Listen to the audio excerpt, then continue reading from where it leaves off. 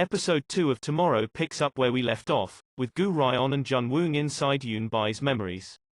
Specifically, we see Hai-won bullying Yoon Bai as a result of the latter laughing happily with her friend in class. Yoon Bai is taken outside with several other girls and beaten down. She's forced to laugh every time she hears the clicking of a pen, suffering repeated kicks to the stomach, milk poured over her head and horrific mental abuse. Jun Woong has enough and shields Yoon Bo's body. The thing is, if a memory becomes aware of the Death Angels and their presence, they'll get trapped inside the memories. With Hai-won becoming aware of the Rookie Angel, the entire world begins shattering and falling apart. This catches us up to the moments we left off last episode, but with a bit more context now. The office building they run through happens to be Yoon Bai's place of work. From the train, they use the key and make it back to the office. Only, Jun Woong accidentally breaks the memory key on the way back in, as awkwardly out-of-place comedic music plays. Time and a place tomorrow, come on.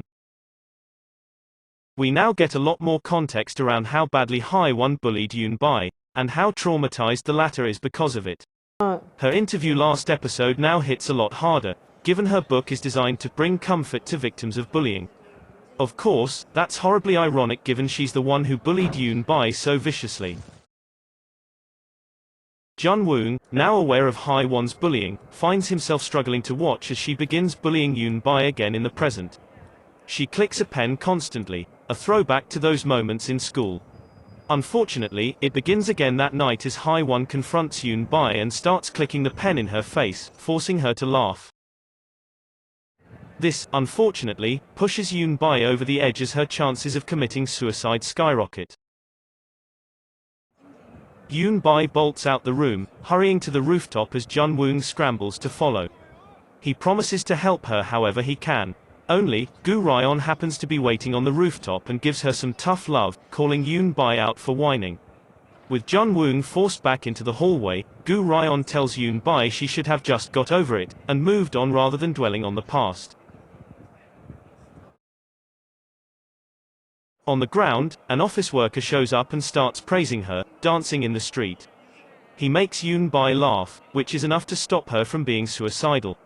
"Thank you for hanging in there," Jun Woong says, hugging her warmly. Jun Woong's influence helps to drop the number down to 20, way lower than it's been before. Gu Ryan eventually heads off to see Hai-won, telling her she needs to apologize to Yoon Bai formally.